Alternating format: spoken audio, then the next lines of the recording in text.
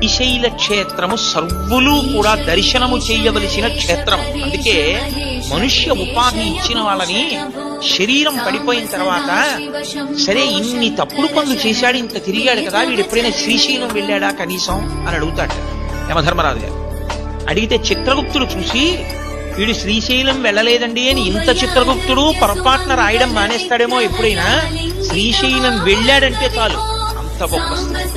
కాబట్టి వెళ్ళలేదని ఎవరికైనా పొరపాటు పడితే వాళ్ళ జీవయాత్ర ఎందు దెబ్బతింటారని అమ్మవారు అక్కడ కొడుకుని కూర్చోబెట్టింది గణపతి.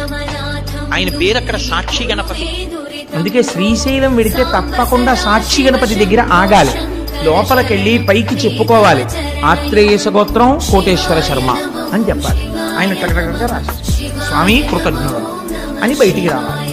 ఒకవేళ రేపు పొద్దున్న ఉత్తరోత్తర ఏమైనా పొరపాటు పడిపోయినా చీనోరుమై నువ్వు ఎప్పుడు వెళ్ళావు అంటే ఈయనకు అభాల్లో చెప్తాడు, లేదు వాడు వచ్చాడు అని చెప్తాడు.